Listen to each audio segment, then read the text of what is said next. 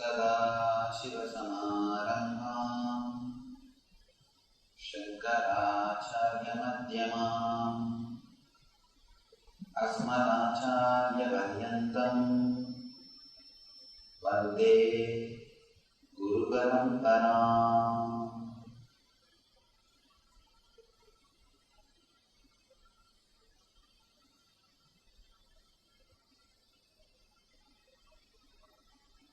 I welcome you all with my love and respects.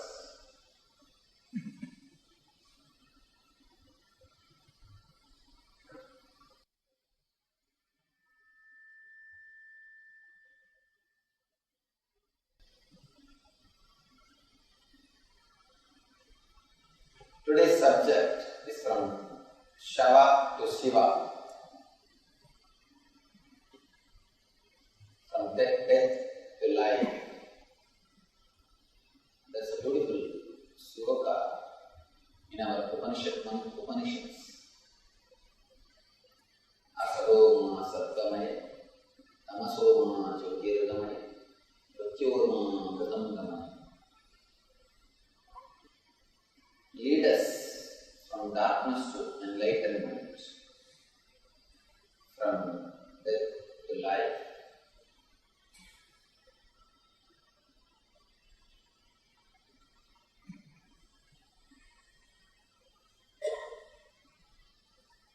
As and now, whatever space or state we may be, but the possibility to achieve the higher states, higher consciousness, the different space is available to every one of us. Man as such is only potentiality, is not actuality, is not what he is supposed to be. As and now, we are only in potential form. We are only in seed form. What we can achieve has not happened in us. We have not realized our actuality.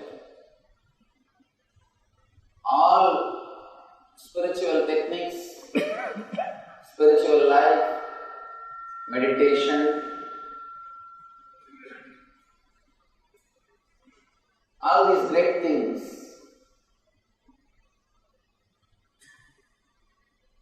are method, technique to express your potential power, to make you realize your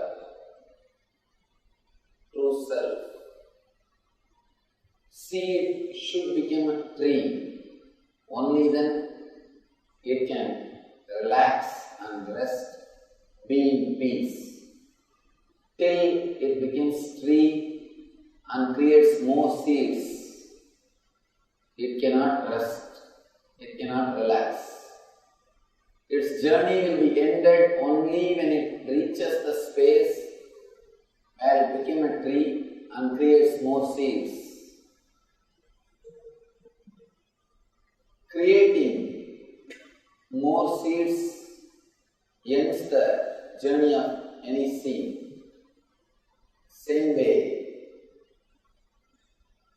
man realizes his self when he expresses his infinite energy, starts staying in the same space where the quantum energy expression happens in his being. One more thing. When a seed becomes tree, not only seed reaches the fulfillment, it creates more seeds.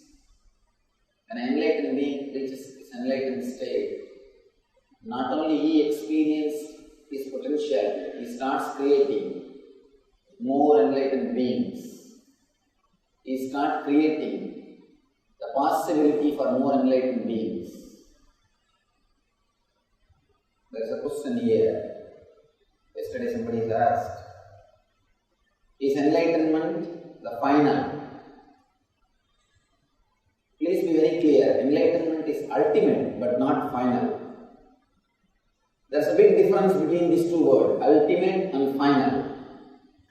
It is ultimate which is happening every moment, not final.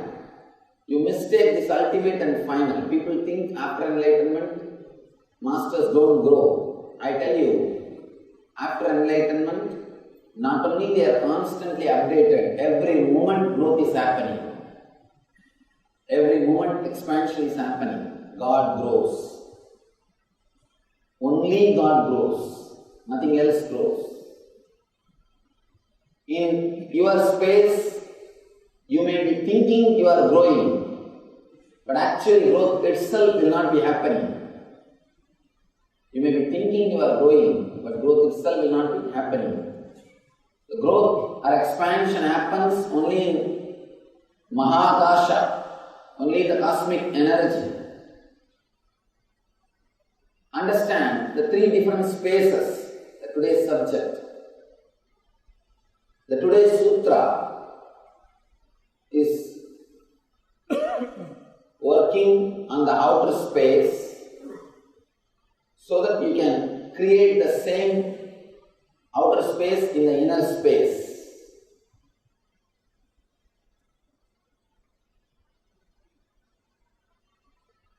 Practically we forgot there is an inner space. Possibility for silence in the inner space is forgotten by us. Now Shiva is showing, giving us an example of outer space and directing us towards the inner space. Let you understand these three words, then you will be able to understand today's technique, today's sutra. First, Katakasha means the space covered by your body, or the space which stays inside your body, your inner space. Second, Chidakasha, the space about which you are aware, conscious, means this hall. Sometimes you may remember the street also. Whatever you can remember, about whatever you are aware. If you are aware of whole Bangalore, then that is your Chidakasha. If you are aware of this hall, then this is your Chidakasha. Some people will be aware of only the stage, then that is their Chidakasha. Whatever is in your consciousness, about whatever you are aware, is Chidakasha. Space about which you are conscious. Third, Mahakasha means about which you are conscious and everything else, all put together, the whole space, cosmos. Katakasha, Chidakasha, Mahakasha. Understand these three words because today's technique is based on these three words. The today's sutra, Shiva is guiding us from Katakasha to Chidakasha and from Chidakasha to Mahakasha. The whole technique is directed towards working on the space. One important thing we should understand, the space cannot become three. Space itself cannot become three. But we are imagining it has become three just because of our limited knowledge, our limited self, just because of our ignorance. Katakasha, Chidakasha, Mahakasha. Space covered by your body, a space which is not inside your body, and the space about which you are aware, maybe this stage or this hall or this area or this city. But you can't be aware of whole world all the time. This moment, at the most, you can be aware of this hall or this city. If you become aware of some other city, you will forget about this city. You have to. Otherwise, you can't become aware of some other city. some other space. The space which is covered by your body, space which is covered by your mind, space which can't be covered. This is the three level. Space which is covered by your body is Kadakasha. Space which is covered by your mind is Chidakasha. Space which can't be covered is Mahakasha. Now, all our suffering is because of the space which is covered by your body and mind, or because of your thinking that some space is covered by your body and mind and some space is not covered by you. Fear of death exists in you because you are constantly trying to protect the space covered by your body and mind. You don't understand the basic truth. The space, first of all, cannot become three. First, ignorance. The space can become three-part. Second, because you think only this belongs to you, trying to possess the space which is in your control. Third, afraid that it may be taken away from you. Such a foolishness. Space which is covered by your body. We need to understand about this little deeply. Only then we will be able to enter into the sutra. Somebody asked me, there is one more question. He is asking me, Swamiji, will I become enlightened after this 3 days discourse? A small story for him. A patient was lying down in the hospital. He had major surgery in both hands.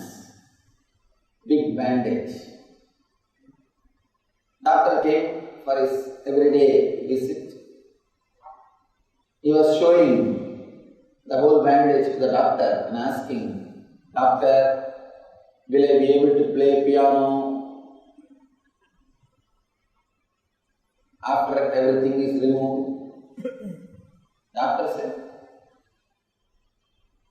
I don't think why you will not be able to play. You will be able to. Patient said, oh, that's nice. Before surgery, I was not able to play. Be very clear. Doctor can repair only your hands. You need to learn the art. I can give you only the intelligence. You need to practice. I can only repair your hands. I can only add intelligence. Let it be very clear. You have a wrong idea that enlightenment is something like a gift. I'll wrap it in a wrapper and hand it over to you. You can take it to your home and keep wherever you want. And you think it's like one more thing which you will possess. Let you change the word having enlightenment. That's a wrong word. Living enlightenment is the right word. When you start living these great truths, you are enlightened. That's all. Having enlightenment takes away all your responsibility. People think that once you become enlightened, you don't need to do anything. They think it's a long vacation. It's a big vacation. You can just lie down in a beach. Nothing needs to be done. Your fantasy about what you want to have, which you never had in your life, you project and see it as enlightenment. No, be very clear. Having enlightenment gives different ideas. You project your own heaven concept and think that is enlightenment. Having enlightenment is the wrong word. Living enlightenment is the right word. These truths will be handed over to you. You are supposed to live. Living these great truths is enlightenment.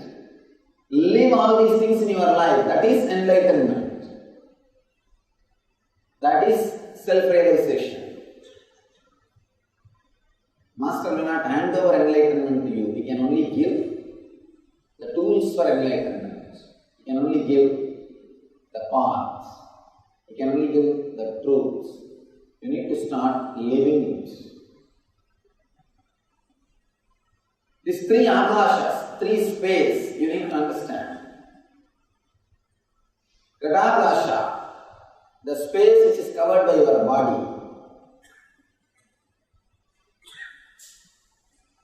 The space which is covered by your body is not dead as you think. It's not like other matters.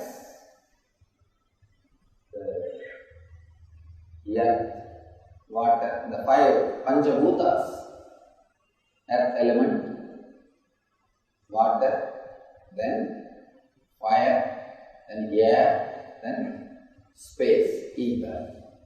In this five elements, all the other four are not, they will not be able to relate with consciousness.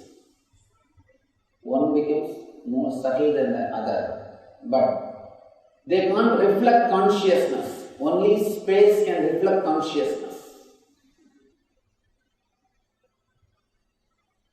Only in space consciousness can reflect.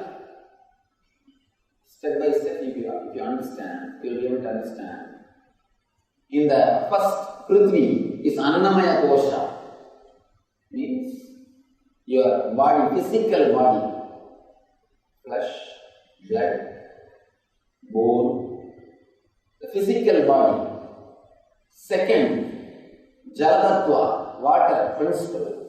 Water is the life which is running, constantly moving. The blood are all the other water movements in your body. All movements related to water is Jalatattva. And next, fire, Agni Tattva, transforming blood, the bread into blood, converting food into energy is done by the Agni Tattva.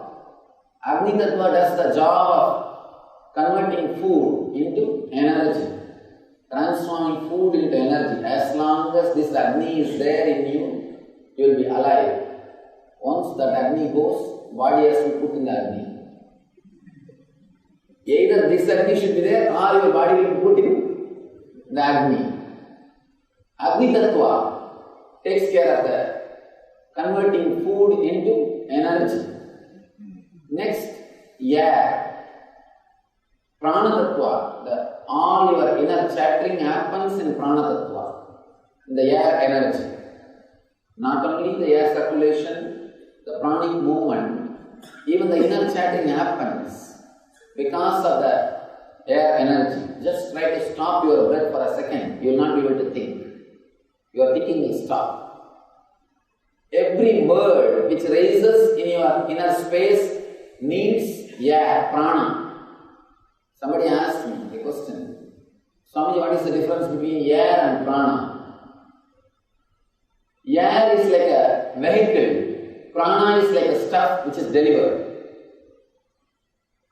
A lorry comes inside the compound, delivers the products and goes back.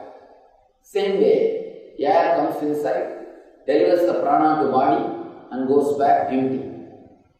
Prana is the subtle energy which you receive through air. Yogis have mastered the art of receiving the prana directly from ether without using the air as vehicle. That is why there are so many yogis who bury their head and meditate, breathe, they live for even days. If you go to Kumbh Mela, you will see all these things. Kumbh Mela is the place where you can see the great powers expressed by yogis are great powers achieved through yoga sadhana. I have seen in Kumbh Mela people sitting inside under the ground. They will be covered for 3-4 days. After that, they will come out. Of course, to express, to exhibit the powers which can be achieved by yoga sadhana. There are so many yogis I have seen, they bury their head underground. They just bury their head, but they will be alive. They are able to breathe. This shows you can take the prana directly without using the air. Air is just a vehicle. Air is just a vessel. Prana is the stuff. You can take the prana directly. But for mind work to activate your inner chattering or verbalization, you need prana. Without prana, you can't have verbalization. To go beyond verbalization also, you need more prana. Fifth, the last ether, the space. Ether or the space is the space where visualization happens. 5 things. Annamaya. Annamaya is the physical body, which is bone, and this physical structure, Prithvi, matter. Second, Jala, water. That's the life which is circulating in you, as in the form of blood and purification. All the activities related to water. Third, Agni. Agni Tattva only converts food into energy, bread into blood. The fourth, Vayu. Vayu is the energy which is necessary for inner chattering. The verbalization in you happens because of Vayu. Fifth, space. The visualization, understanding, intelligence, buddhi happens in space. Space also is not Atman. It's not yourself. But yourself can reflect on the space. Yourself can reflect on the space. Now, the space stays inside your body.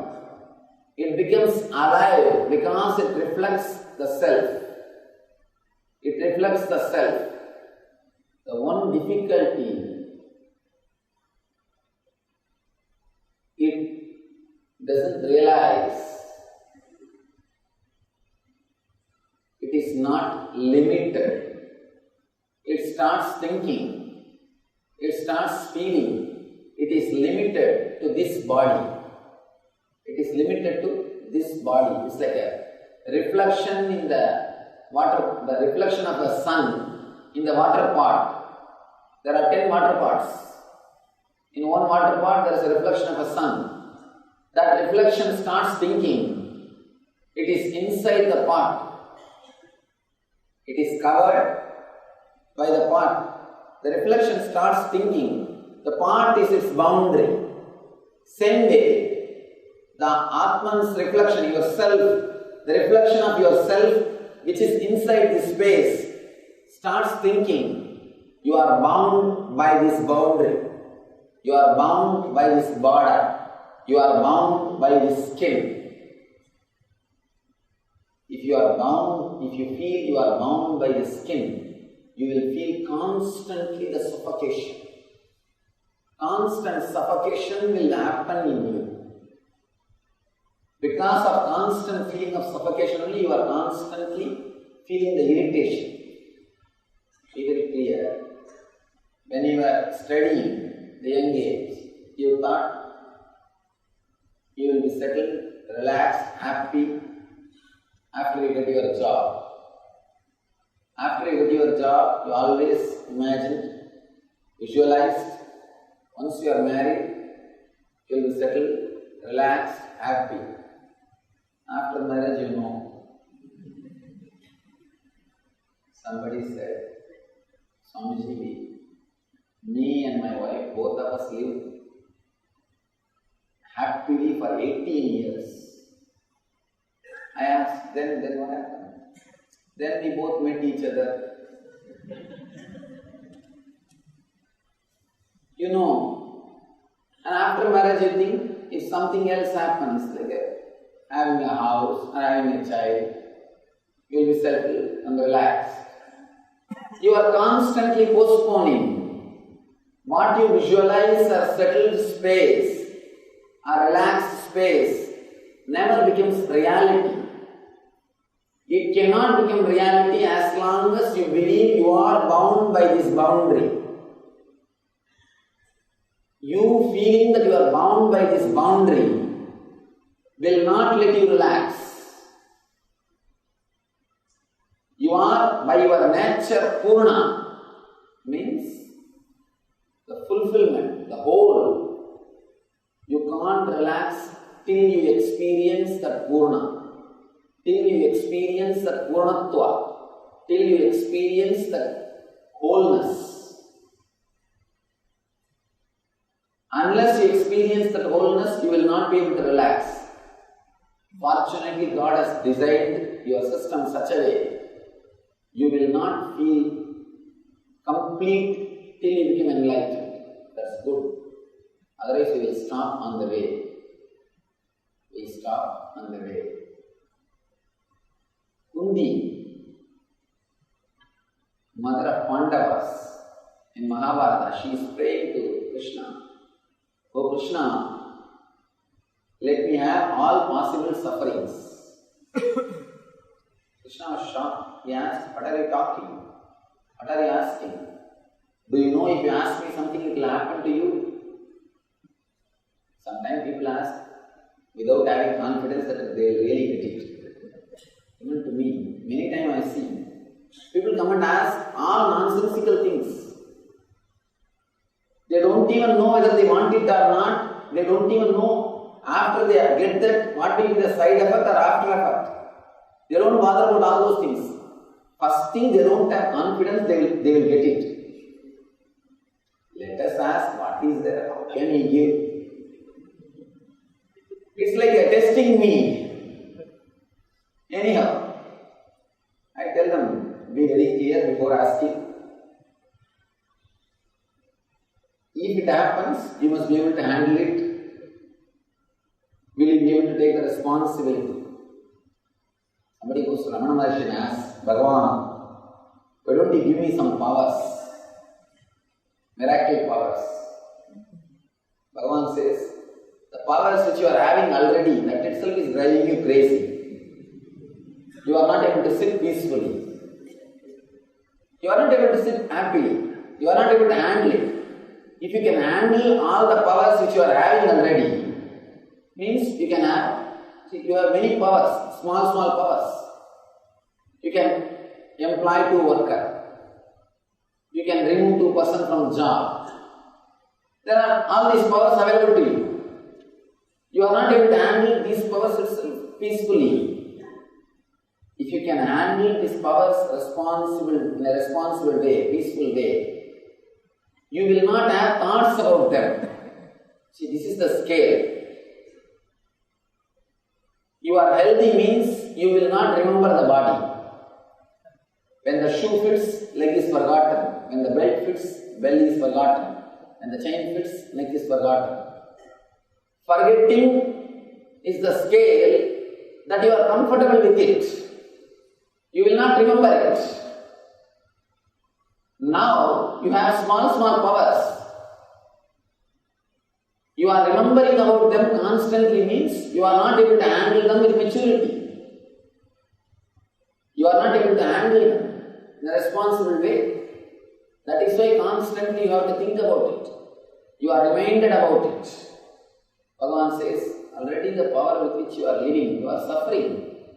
Why do you want more power? Means more suffering. Instead of asking for Shakti, ask for Buddhi. Instead of asking for Shakti, ask for Buddhi.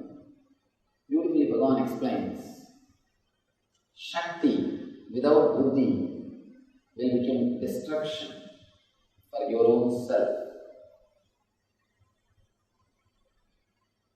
Kundi asks, O Lord, let all the sufferings come to me. Krishna says, do you know what you are asking? It will happen. Why are you asking this? Kundi says,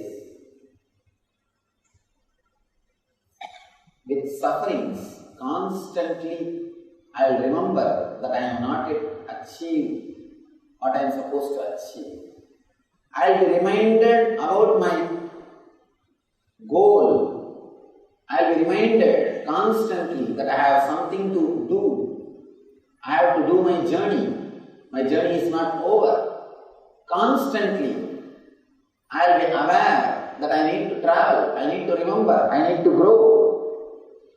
I need the fulfillment. Without suffering, I may forget. I may stop my journey. I may not have enough inspiration to do my journey, to continue my journey. Give me the suffering so that it will remind me to remember you. It will help me to move in my journey. Of course, that's one of the ways. I don't think all of us need to ask the same moon. There are so many ways to grow. There are so many methods to expand. But Kundi can go to that extreme for the sake of enlightenment, for the sake of traveling on the spiritual path. She goes to the extreme. We don't have to go to that extreme, but at least we should be aware. All suffering is ambassador from your own self. Your self is again and again calling you and telling you you are not yet complete. You have not yet realized the truth. Travel. Don't stop. Work towards yourself. It's call from higher self. All your suffering is call from the higher self to come back, to return, to elevate yourself. That's a beautiful story in Mundaka Upanishad. There are two birds, one sitting silently in a higher level branch, the other one just running here and there, going and eating sweet fruit or bitter fruit, having sometimes joy, sometimes suffering, moving here, there, this side and that side. Whenever he eats bitter fruit, feels the suffering, he turns towards the bird which is sitting silently and thinks, see how serene and happy he is. Why not me also live like that? Be very clear.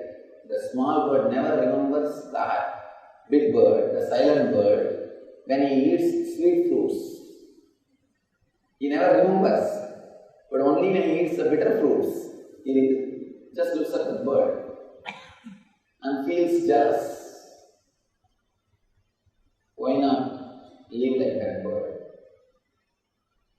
Slowly after eating bitter fruits many times, after having enough intelligence, after being taught by life, this bird starts moving towards the big bird, which is silently sitting, serene. The more the small bird comes closer to the big bird, it starts realizing this bird is also having the same aura, same energy of that silent bird. When the small bird comes too close to the big bird, it realizes this bird is very part of the silent bird. The more it came close, it suddenly realized there are no two birds. The small bird is only a reflection. It was only a reflection. The reflection of sun in the pot starts thinking that it is bound by the pot. The reflection of the cosmic space, Mahakasha, in the body starts thinking you are Patakasha. The reflection of the Mahakasha in the body starts thinking you are Patakasha, you are bound. The moment you start thinking you are bound inside this boundary, either you will start working to create more pleasure for this body, or you will start working to escape from all the dangers for this body. You forget to understand you can neither bring more pleasure nor escape from the destruction of this body. Whatever you think as pleasure is nothing but the space coming in contact with the body. Your inner space, whenever it comes in contact with the body, you experience pleasure. You experience joy. Instead of bringing the sense objects and bringing the space to your body, you can directly bring the space to your body without bringing the sense objects. Let me give you a small diagram, maybe that will make you understand how you pull your inner space to your body, the sensitivity to your body by bringing sense objects. Great.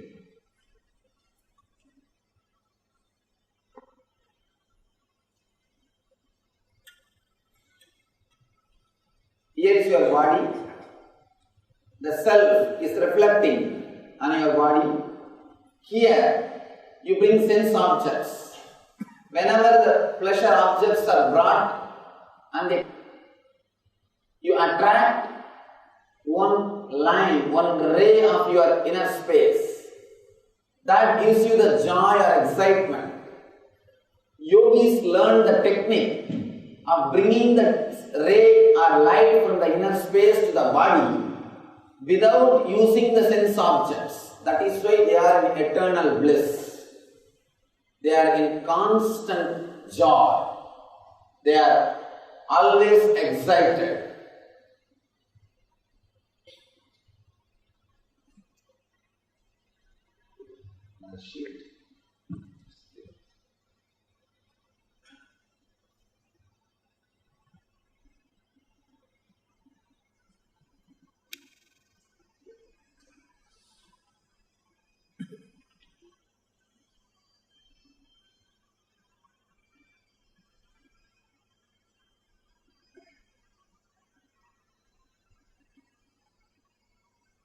This is your body.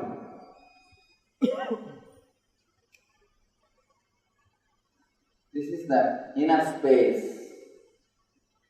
or self reflecting on the body. Here, when you bring the sense objects or the pleasure objects,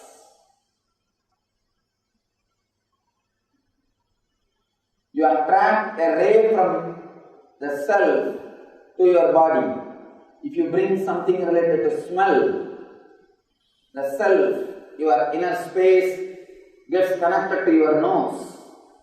If you bring some beautiful scene in front of you, the self gets connected to your eyes, the chakshu. If you bring beautiful music, the self gets connected to your ears.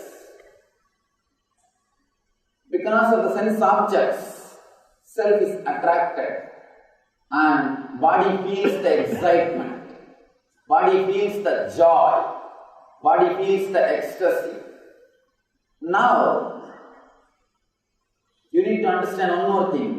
Yogis are mastered bringing the same energy from self, ray from self to the body without bringing the sense objects.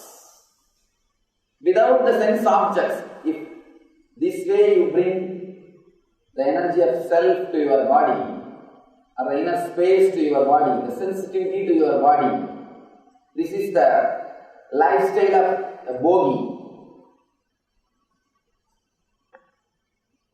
This is the lifestyle of a bogi, person who is based on materialistic lifestyle. And yogis have got their own different lifestyle. Yogis, they can bring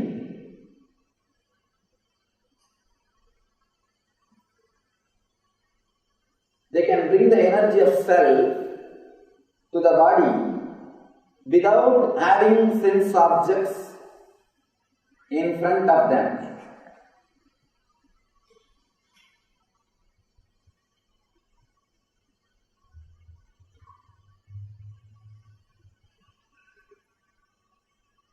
without the sense objects, they can bring that excitement, that energy, that sensitivity to their senses.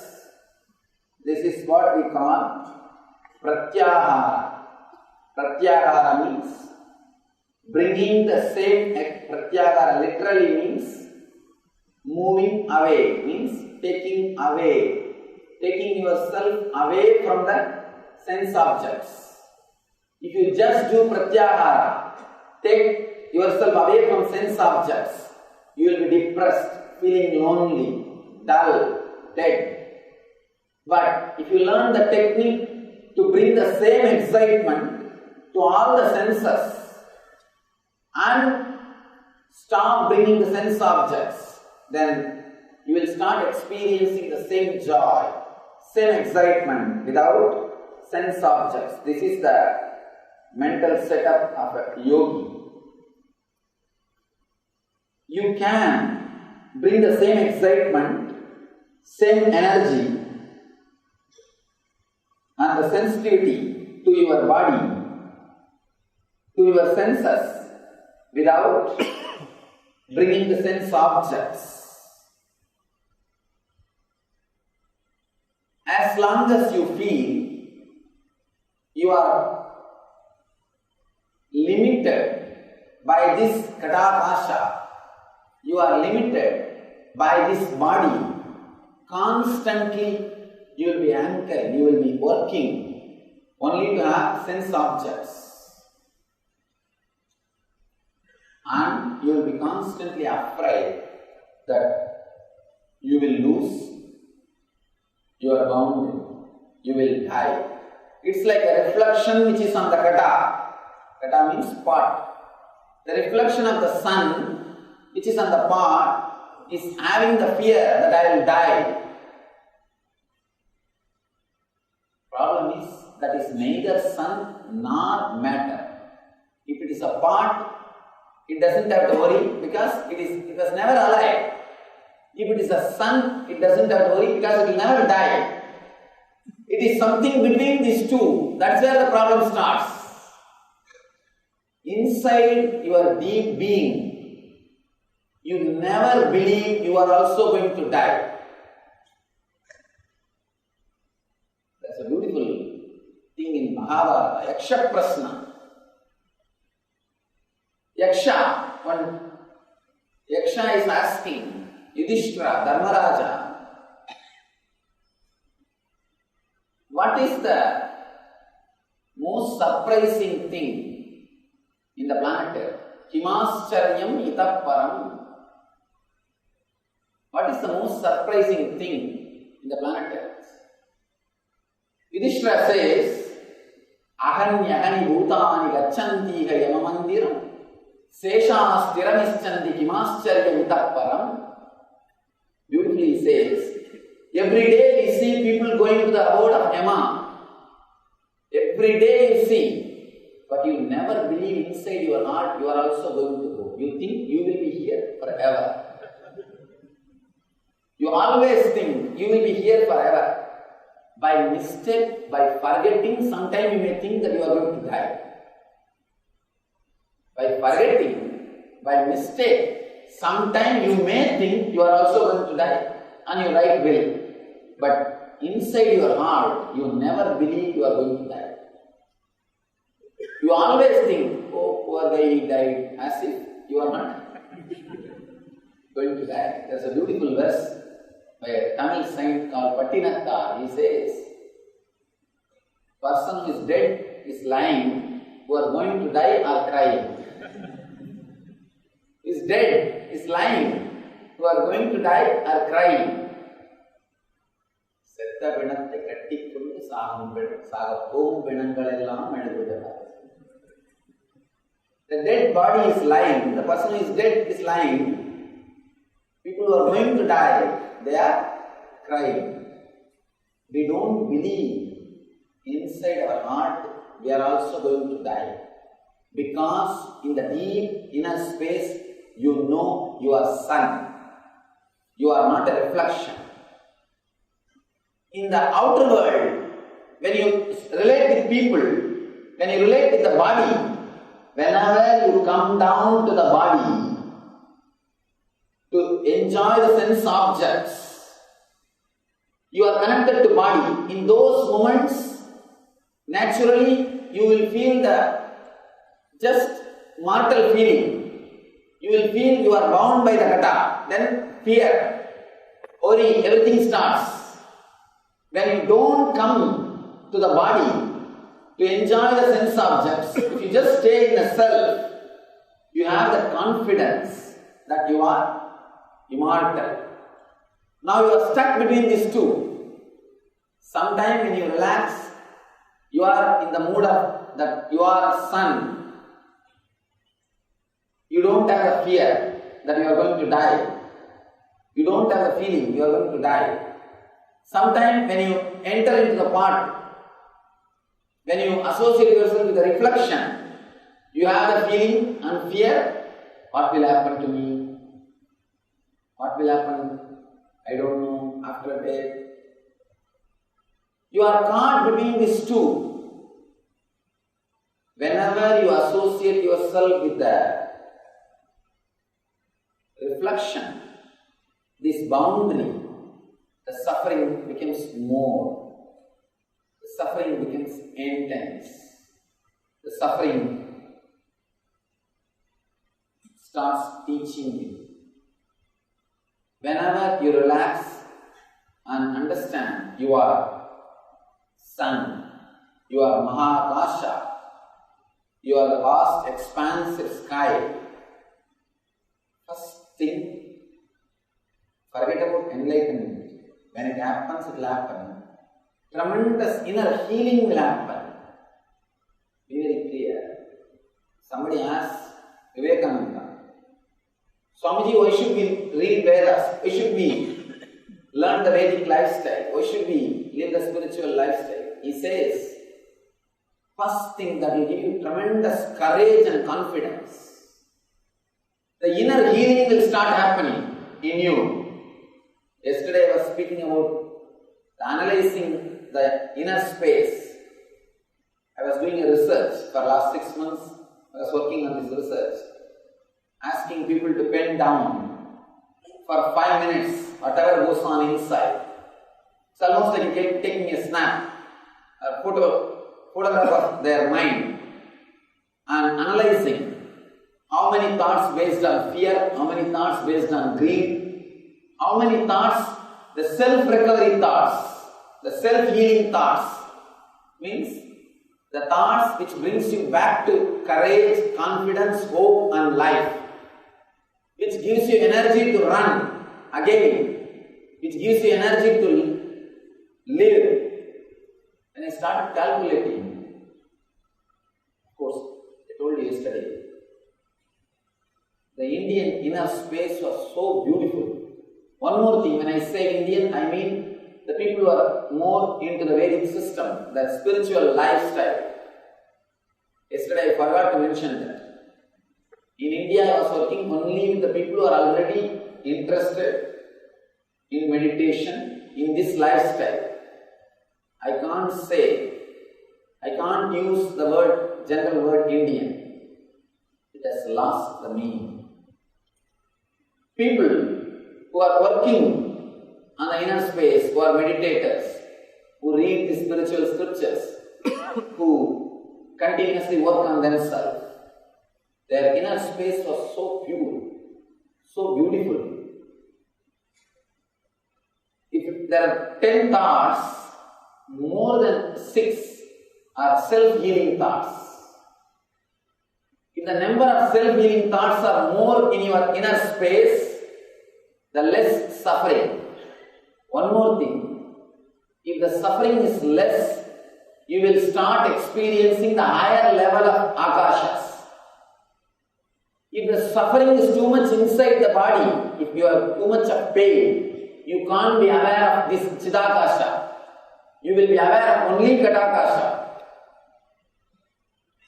If physical pain is too much, if you have physical suffering, if you have dental pain, you can't have transcendental meditation.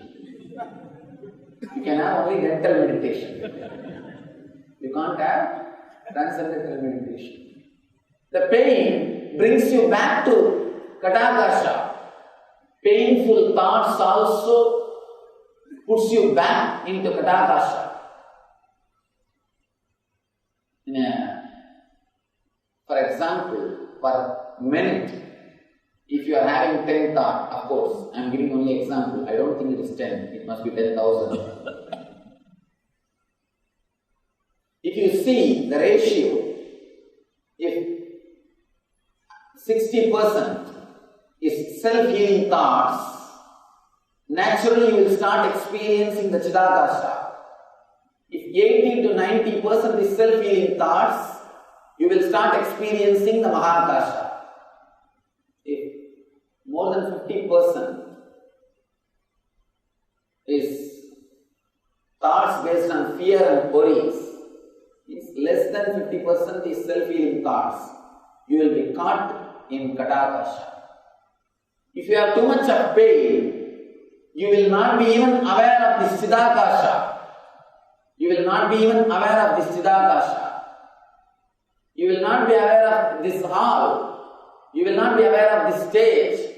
You will be aware of only your knee. You will be aware of only your head. You will be aware of only your pains. Understand these three akashas. You can heal yourself. Today I will explain. Shiva is explaining how you can understand this concept of space and you can heal your body. Apart from healing your mind, healing your inner space, you can heal your body. Shiva gives us beautiful technique how to heal our body using the cosmic space, the Mahakasha. If your inner space is smaller than the body, you will have pain, constant pain, feeling of suffocation, as if you are imprisoned. Feeling of suffocation is pain. If your inner space is expansive, it has expanded enough to the size of your body, you will feel just well-being. You won't feel pain, you will feel a healthy well-being feeling of health, feeling of well-beingness. If your inner space is much more than your body, you will feel the bliss, ecstasy. Pain, healthy feeling, ecstasy. All these three are directly connected to your identification of your inner space. If you feel you are just this body, this boundary, this Katakasha, you will have more number of thoughts based on worry, fear, desire, greed and all those things, because constantly you have to work for this body. What you associate, you work for that. If you associate yourself with the doctor identity, constantly you will be working to strengthen that identity, to strengthen that understanding, to strengthen that kind of lifestyle. Whatever you feel as you start strengthening it. You start strengthening that identity. When you think you are Katakasha, the body, the space covered by the body, you start working just for that. When you think you are Chidakasha, many times the artists, they feel that they are Chidakasha. They feel more happy if they are able to do what they know. They do not feel more happy even with the physical pleasure, because they are centered in Chidakasha. If you are centered in Katakasha, you will be happy only with the physical pleasure. You will be happy only with the physical pleasures. If you are centered in Chidakasha, the space which is known to you will be happy. All desires related to name and fame, rewards, attention, all those things are related to Chidakasha. Desires related to physical pleasures are related to Kadakasha. Desires related to name and fame, attention, all those things are related to Chidakasha.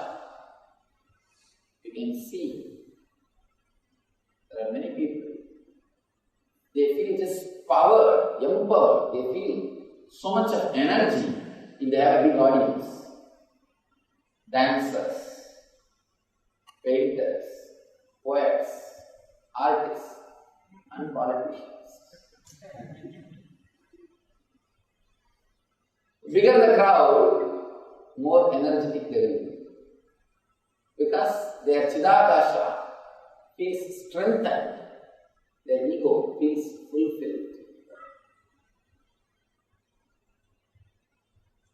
With enlightened masters, this will be completely opposite. My best discourses are delivered only to a small group. To tell you honestly, I always feel stuck whenever I see a big crowd, not because of any fear or anything. I have to dilute the truth. I have to use too many words. I have to generalize everything. See, you think in a generalized way, but you live in a localized way. Life is not generalization. Life is specialization. So the truth, if I have to teach you, I have to tailor the truth as it fits you. I have to customize it. The technique needs to be customized. But whenever the truth is delivered to the crowd, it can't be tailored. I have to make a general size, like a t-shirt, like a general size jeans. And neither your body nor the clothes will feel comfortable with each other. It can't be tailored exactly to you. That is why initiation is always given to an individual. Only individuals receive initiation. They receive initiation. The spiritual truth, whenever delivered to mass, has to be diluted, because I have to use too many words to make everybody understand, and moreover I can't tell the truth directly. Straight away truth can't be told, it hurts. That's another big problem. Truth, straight away if it is told, it hurts. I have to be socially polite. Being socially polite means diluting the truth. All great scriptures are delivered only to a small group, either to an individual or two, three. Maybe later on it became popular. It became popular because of its quality. Many people read because of its quality, but the quality because it is delivered to few people. Gita is delivered only to Arjuna, a single guy. Ashtavakra Gita is delivered only to Janaka, single person. All great truths delivered only to 2-3 people. And Shiva Sutra is not delivered even to one person. Devi is also not a separate being. She has just disappeared into Shiva. Own just an extension of Shiva. That is why Shiva Sutra is much more pure than any other scripture. It's a pure truth, because as if you are thinking loudly. I can't say Shiva Sutra is teaching given to Devi. Shiva Sutras is thoughts taught by Shiva in a loud way, that's all. When Shiva was thinking loudly, somebody noted it down, that's all. It was not even spoken to somebody, because there was no two person. She is not there even to say thank you. Even for that she is not there. She has disappeared. But in Arjuna's case, every chapter starts with his doubts. Maybe we can't blame Arjuna anyway. Representing a common man, a possibility. I don't think Arjuna can be so dull. Living with Krishna for 33 years, around the age of 33, Gita was delivered. And both of them are supposed to be same age. Moreover, they were relatives. They were supposed to be. Anyhow, living around Krishna for so many years, and Arjuna is very close friend. All others either had attitude of a master towards Krishna or God with an all respectful attitude. But with Arjuna, somehow Krishna maintained a very friendly attitude. Sakabha. And Arjuna also had the same attitude. That's why he says, after experiencing the Vishwarupa, he says, Krishna, I called you by your last name, your community name. Hey Krishna, hey Yadava, hey Saketi. I called you with your community name, with your nickname. I called you as my friend. Please forgive me. I do not know who you are. Now I understand. He was maintaining a very friendly attitude. Of course, actually, if you are maintaining a very friendly attitude, you can learn more. Because with a friend, you will open more. Moreover, the words given by a friend, you always take it deeply and internalize it. You do not suspect your friend's words. You always suspect your father's words. You always think it has got a vested interest. And you never listen to spouse words. Before she starts herself, she or he, you know it's wrong. I have a big problem. Whenever husband comes to me first and gets attached with me, wife will never come. Wife comes to me and gets attached with me. Husband will never come to me. He may read my books secretly. He may listen to the discourses secretly. But he will never come to meet me. The problem is, Swamiji is right. What he says and he does is right. Accepting that is no problem. But my wife is right is too big problem. That hurts the ego. That is too much. We can't do that. Swamiji is right. We can accept some of that. But if I go to him in an open way, I accept naturally what she did is right. That cannot be. That is too much. That is too much. We can't do that. Even before she starts talking, very clearly, it's a lie.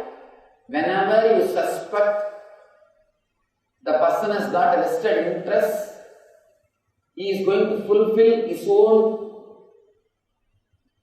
thoughts, his own things through you, you will never open yourself to him.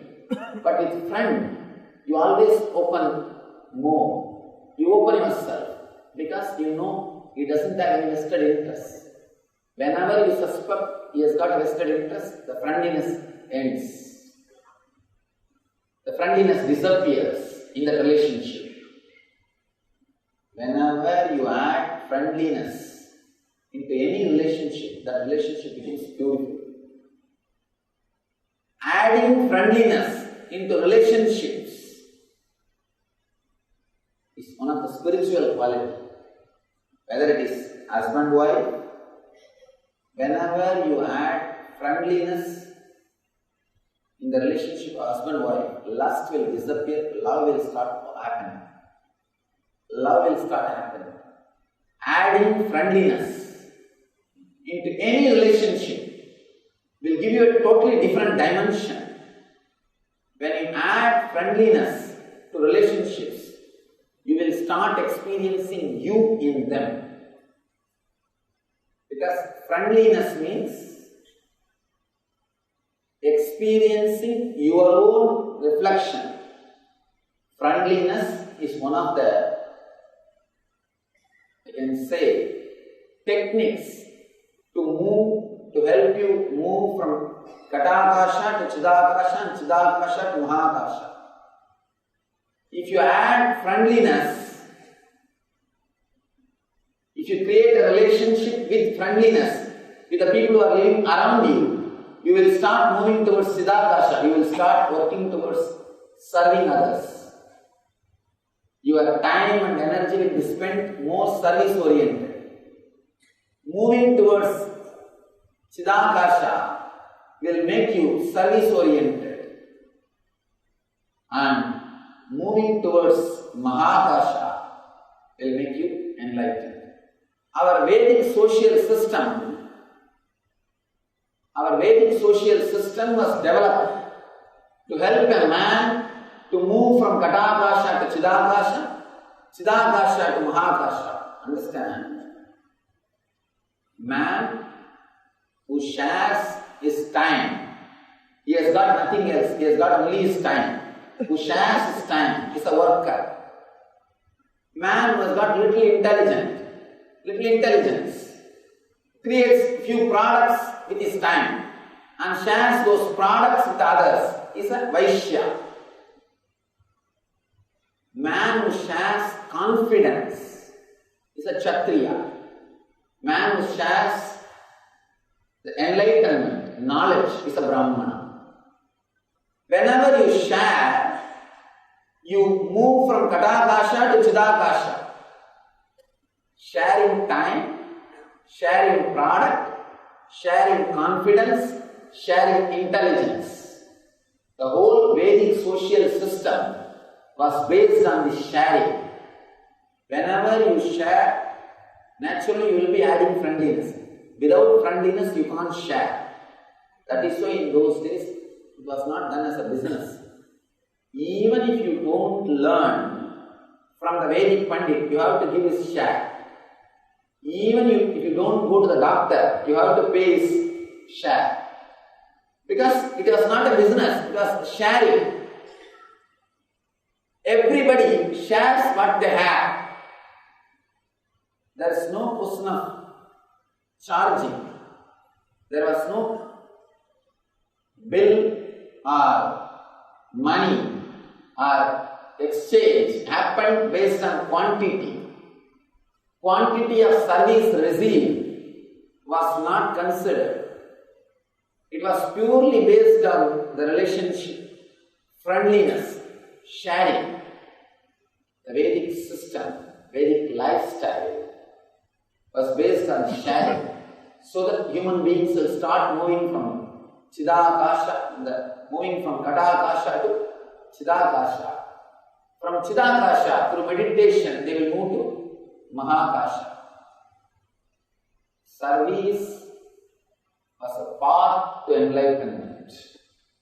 Service is a path to enlightenment if you do it with friendliness, with a deep friendliness, not out of ego. I have seen people, they will sponsor one tube light to one temple.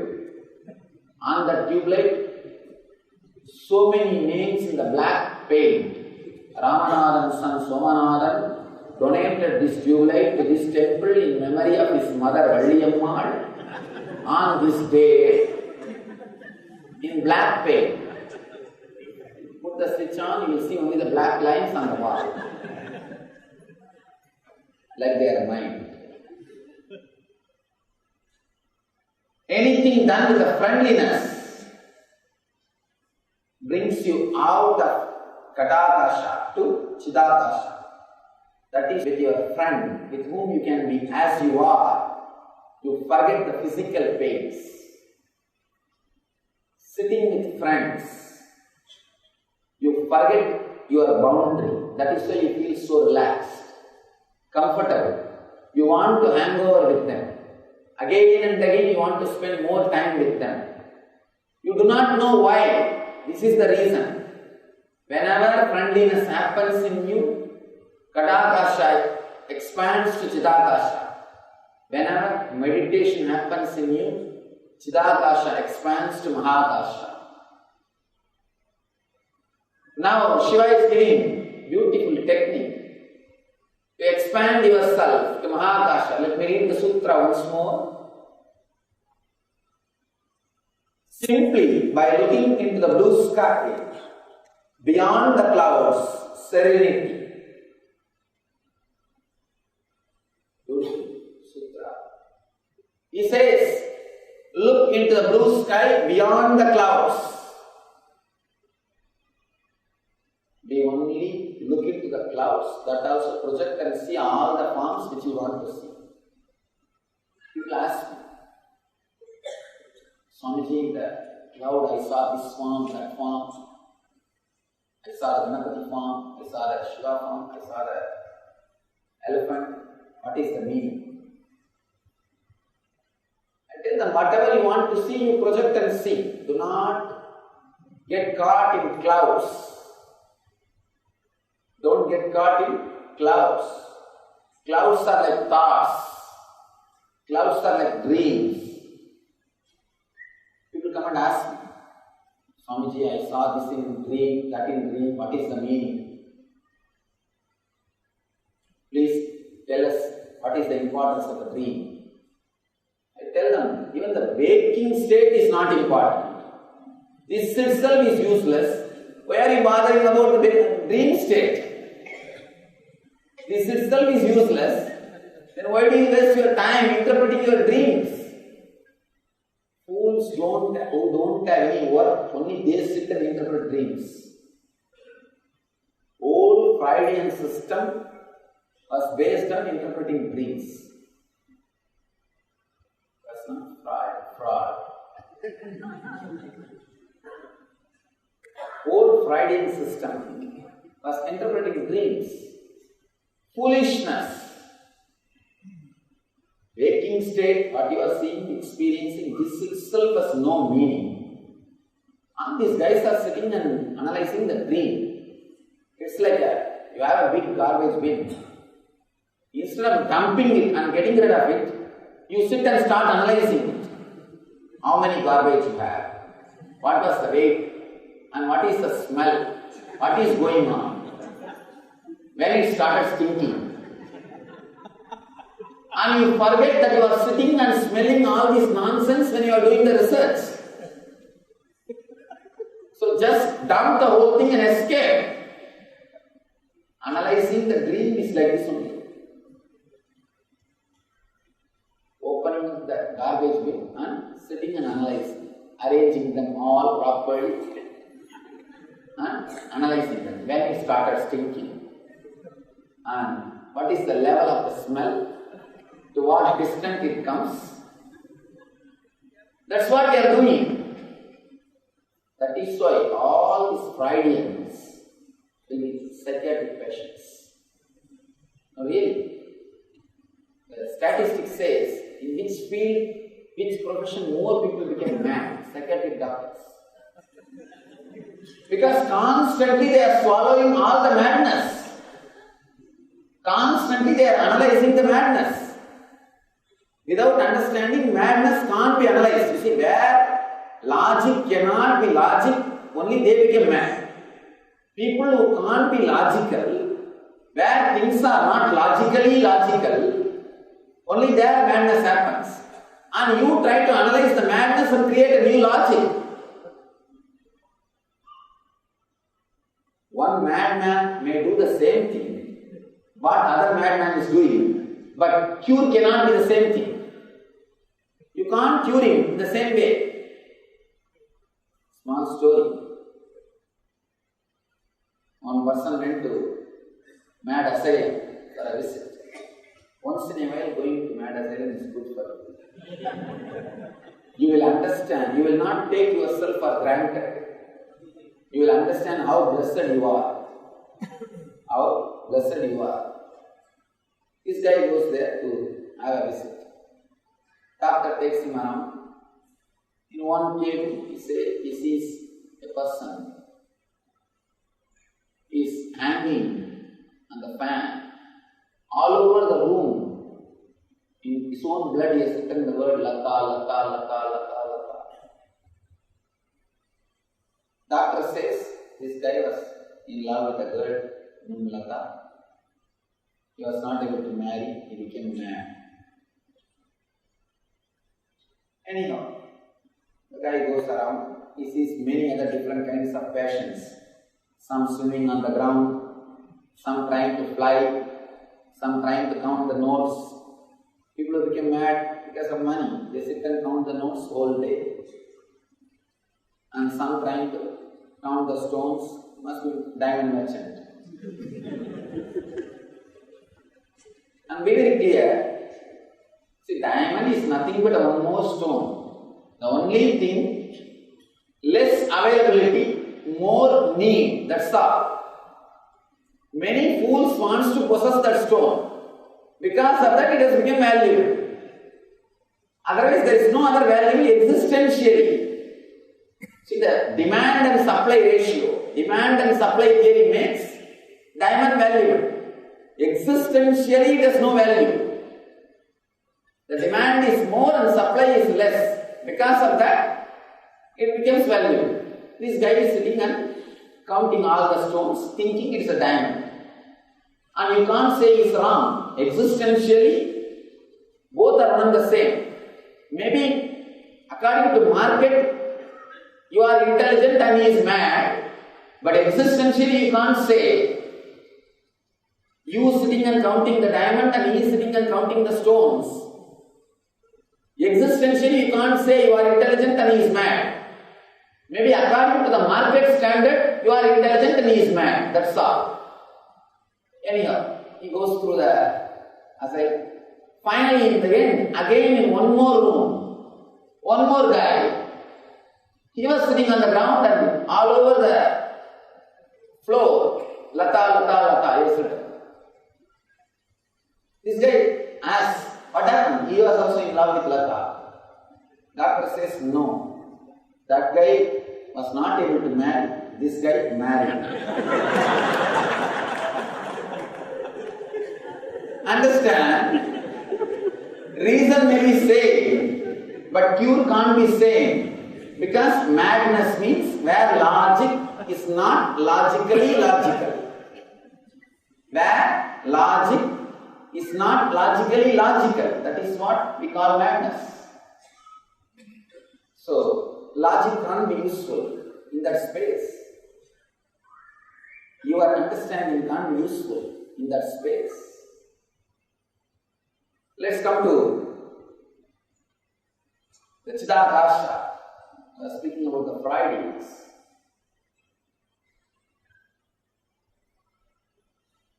Expanding from Kadakasha to Chidakasha, whenever you add friendliness in your life, you will feel that expansion. You will forget this boundary and you will start feeling the Chidakasha as your boundary. That is why you give so much to your friend. Whenever you do something for your friend, you feel fulfilled. You feel the same pleasure. Whenever you do something for your body, what pleasure you feel, you will feel the same fulfillment when you do something for your close friend. Because you feel the fulfillment in Chidakasha. And the same friendliness, if you start expressing towards every being, you enter into Mahakasha.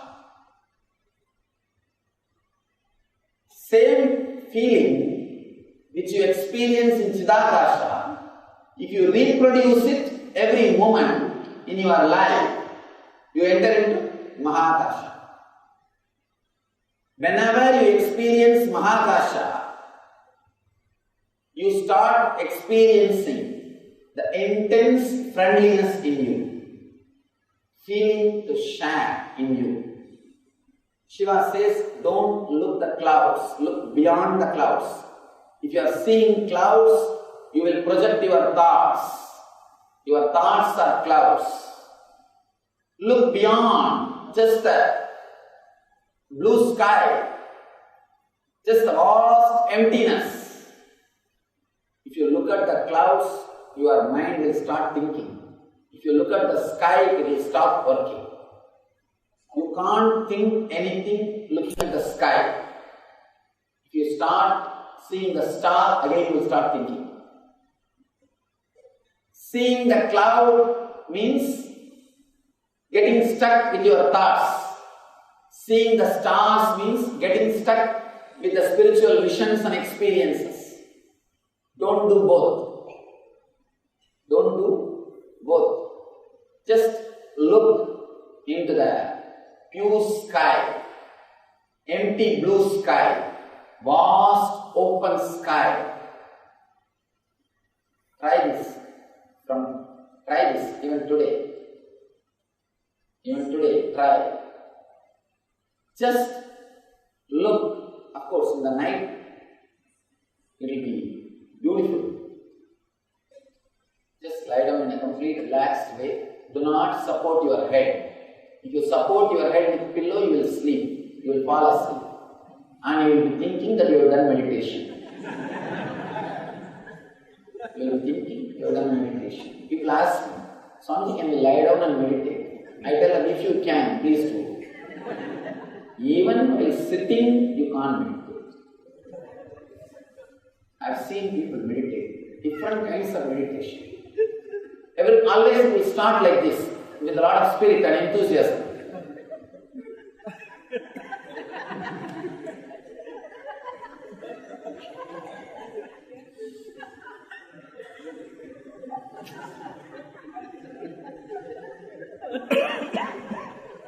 And sometimes people look this side and that side, like somebody is watching them.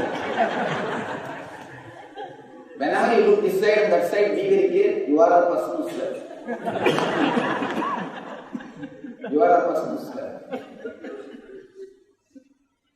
In one of our meditation classes, I never miss telling this story.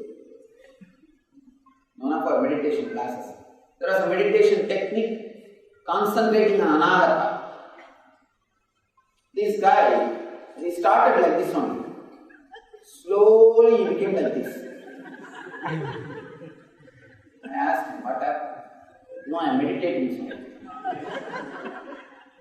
Where? On his anahata. Not on your anahata, his anahata. When you start to meditate on your anahata, by the time you end up with his anahata. Do not have a pillow. If you support your head with a pillow, you will fall asleep. Do not support your head with a pillow. Just lie down and stare at the sky. Vast empty space. Understand the instruction clearly. This technique can give you the immediate inner healing. Immediate inner healing can happen. It's like an instant healing effort. Vast, just gaze at the vast sky. You will have the same fear which Arjuna had. Whenever you gaze at the sky, empty sky, without calculating the stars, without counting the stars, without looking at the sky, you will have the same fear because the idea of your boundary is getting loosened. The grip on Katakasha is slowly getting loosened. Slowly, it's getting relaxed. The same fear which Arjuna had, you will have. But do not miss like Arjuna. Krishna was there to give a second choice. Who knows whether we will have a second choice or not? Don't miss it. Don't bother about the fear. You will always have fear. If you are doing it properly, you will have fear. If you are gazing and managing to think, because sometimes we master to do both, then nothing can be done. It's like a backseat driving. One person will be driving, other person will be giving command.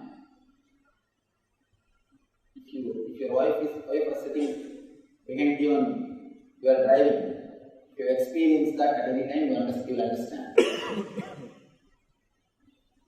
It becomes like a two persons doing things. You are gazing and your mind is thinking. That's not going to help. If you are thinking and gazing, you will not feel the fear. Because you are not coming out of Katakasha. You are not coming out of Chidakasha. You are caught. Just gaze. Do not think. In the initial level, you will have a little fear. Don't bother about it. Don't bother about it. Just gaze. After some time, suddenly you realize you forgot your body for last few minutes. For last few minutes, the thought chain, the link, the thoughts, the shaft was broken, disconnected. Continuous shaft which you create suddenly disappeared. When you feel that moment, then close your eyes, just bring the whole outer space into the inner space. Visualize the same thing inside. Suddenly you will see you are having the same thing inside. There is no thoughts, there is no stars, pure sky. Understand? If you have knee pain, first gaze at the sky. When you remember that for last few seconds you will not have thoughts. This can't happen if you are expecting that moment. No. Don't expect when I will lose my thoughts, when I will lose that shaft. No. Just gaze without bothering about anything. In 2-3 minutes, the shaft will break. Then, once you remember, for last few seconds, there was no shaft. Close your eyes and remember the same space in your knees. In the space where you have pain. Simply pain will disappear in few seconds. I have worked with this technique with so many thousands of disciples. Understand? Before bringing this and sharing with you, I have done enough of research and development. You are not guinea pig. I am not testing on you. I have tested with this technique. With so many thousands of disciples. In few minutes, pain just disappears. Pain is nothing but you are caught in Katakasha. You are caught in Katakasha. If you are just caught by something, you are in pain. If you are stuck with something, you are in pain. Actually, if you are caught with the body consciousness, you don't need separate punishment. That itself is a punishment.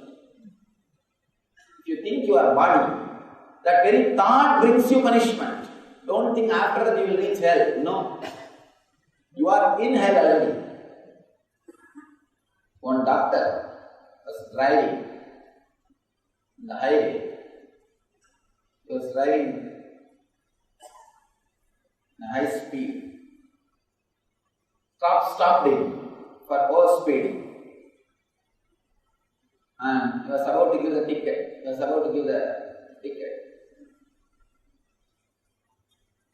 Doctor's wife was sitting behind him. She started shouting at him, at the doctor. Fool, I told you to reduce the speed. You don't have a sense. You never listen to me.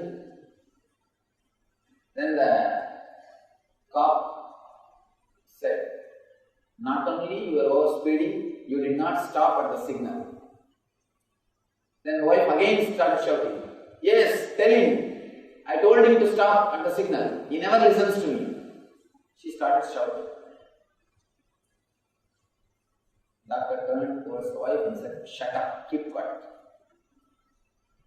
Then the cop started telling, not only you did not stop at the signal, you are overspeeding and you don't have proper light. Again she started shouting. You don't have sense, you did not send the car for repair. You don't listen to me, you don't allow me to do anything. Then again the doctor shouted, shut up. Then cop asked the doctor, what is this? She is shouting at you and you are shouting, shut up. What is going on? This lady started shouting, this guy never listens to me. Especially when he is drunk like this. The cop said, I am giving you a ticket, but I think you don't need any more punishment. You don't need any more punishment. Understand, being caught in the body is enough punishment. You don't need any more punishment. You don't need any more punishment. It's one technique. And one more thing. Whenever you have physical pain, means caught in katakasha.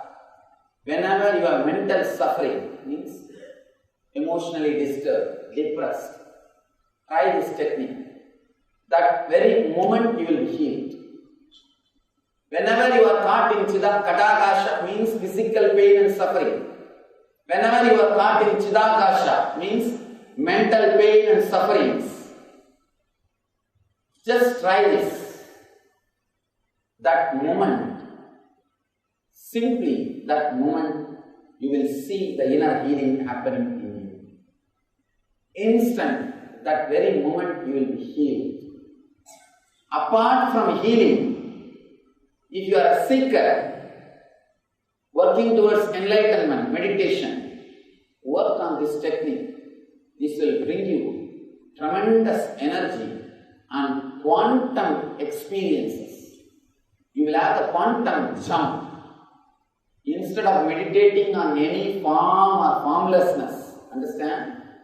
If you are meditating on form, you will be caught, you will be only expanded only to the Chidakasha level. If you are meditating on formless, whatever you think as formless also is form. You can't meditate on formless. You do not know what is formless. So even that will take you only to Chidakasha level. Meditate on the space. Only this can take you to Mahakasha. This can take you to the Mahakasha level. Working on form or formless is not going to help you. Meditate on sky, on the space. It is straight away you will have a quantum jump, an experience. You are Mahakasha. As of now, sometimes you are caught in Katakasha, sometimes you are caught in Chidakasha. That's why life is a continuous pain and suffering. Physical pain or mental suffering. You expand yourself to Mahakasha. Expanding yourself to Mahakasha is like flooding yourself with energy. A small pool, if it is flooded by a big river, not only the pool will be purified, it will have the fresh energy and water. Same way, let your Katakasha and Chidakasha be flooded by the Mahakasha. Not only you will be clean and healed, you will have the direct experience of the cosmic energy. Try this technique just for 11 days. Because 11 days your mind can't cheat you. Your mind can cheat you for 3-4 days. It can just escape. 11 days, try at least, continuously. You will see, you will catch the glimpse of that inner healing. Once you catch the glimpse, then I don't have to tell you to meditate. The very glimpse will give you the inspiration. The very glimpse will give you the inspiration. See, till your inner Guru awakens, only the outer Guru needs to work on you. Outer Guru pushes you, inner Guru pulls you inside. Till he starts pulling you inside, I have to push you from outside. Once you have one glimpse, then nothing else is necessary. That very glimpse will just pull you inside. You will start working towards you in a much deeper way. Let you experience the Mahakasha. Let your Chidakasha and Katakasha be flooded by Mahakasha. Let you be liberated into Mahakasha. Let you achieve and radiate the eternal bliss. Nithyananda. Thank you.